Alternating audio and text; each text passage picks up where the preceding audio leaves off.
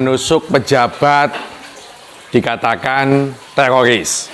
Kalau yang menusuk ulama dikatakan orang gila. Ini kan lagi rame nih, kayak ada ketidakadilan urusan dengan pejabat dengan urusan dengan ulama. Bagi saya, baik pejabat, mau ulama kek, mau tukang becak, mau tukang pos, semua adalah warga negara. Maka setiap warga negara harus diperlakukan sama. Tidak boleh ada perbedaan, tidak boleh ada diskriminasi. Nah, sekarang kita mau ngomong-ngomong terkait dengan penusuk Syekh Ali Jabir. Apakah dia itu orang gila atau tidak? Kalau tidak, bagaimana pertanggungjawaban hukumnya? Jelas dia harus dipidana, harus dituntut yang berat, harus dihukum yang berat supaya menjadi pelajaran bagi orang lain. Jangan sekali-kali menyakiti orang, baik itu ulama, pejabat, orang biasa, semua, siapapun yang bersalah, dia harus dihukum.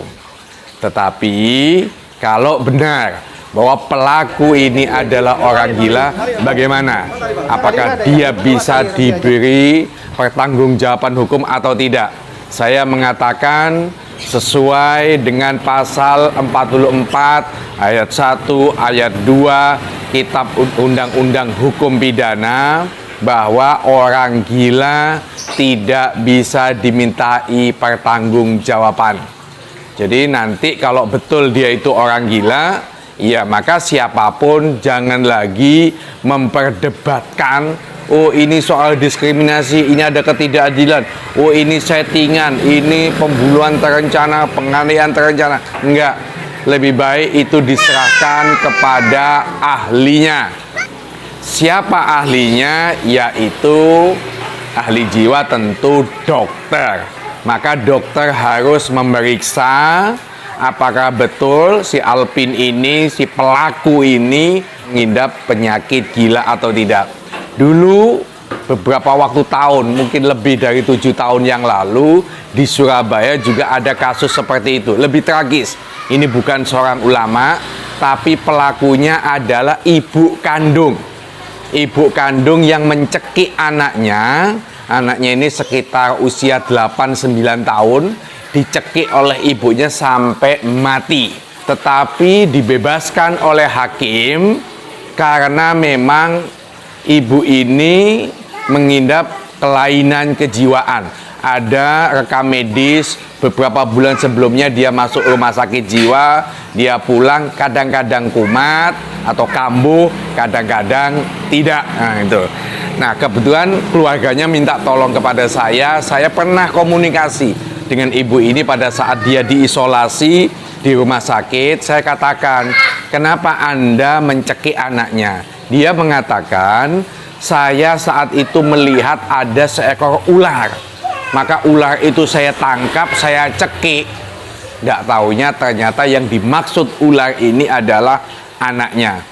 Karena didukung hasil rekam medis, ada keterangan ahli dari dokter jiwa, ahli jiwa ini yang menyatakan memang ibu ini punya kelainan, maka dia dianggap gila, sehingga secara hukum tidak bisa diminta pertanggungjawaban.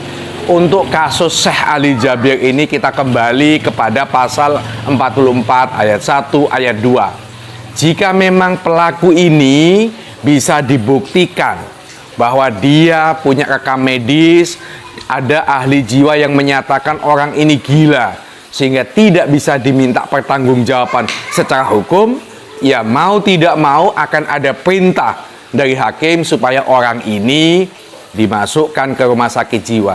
Nggak ada gunanya menghukum orang gila.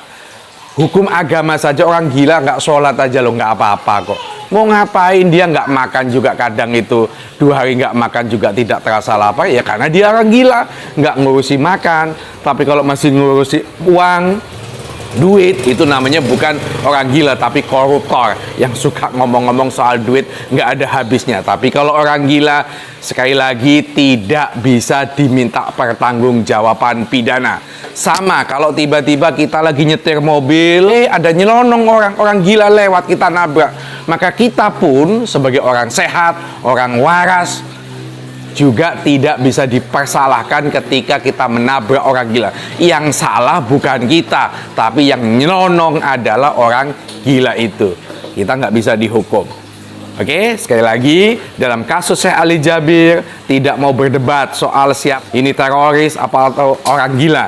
Yang penting kalau dia gila, maka harus ada ahli jiwa yang menyatakan dia orang gila sehingga dia tidak bisa dihukum, tidak bisa diminta pertanggungjawaban secara pidana.